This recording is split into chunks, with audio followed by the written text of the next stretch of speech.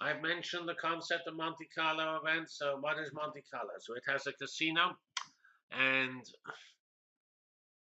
when you say something is Monte Carlo, you mean it's been generated randomly or statistically. And what one does is, and this you do in certainly all big physics experiments and lots of other problems as well, you generate fake events. And you have events that you record at the Large Hadron Collider, but also you ask a friendly theorist to give you a model.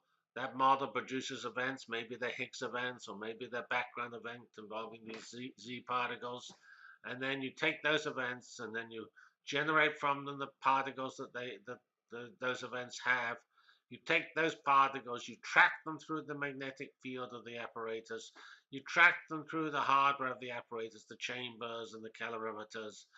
You generate the signatures of which your electronics will give you, and then you write these fake events on disk, and that's a Monte Carlo event. Um, and LHC has generated endless Monte Carlo events.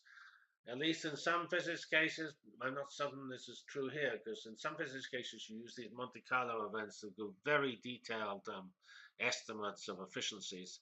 You would tend to generate 10 times as many Monte Carlo as real events.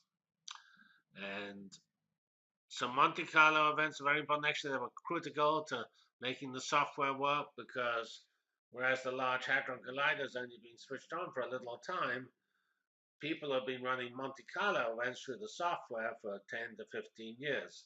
And so they had a very good test of the software, not just the overall system, but the details arithmetic. So when they ran the real events, then they were just, if you like the Monte Carlo events, and the software ran smoothly. And so you treat Monte Carlo data with exactly the same process as real data. And when the physicists list the amount of data in their experiment, they list the sum of Monte Carlo and real data.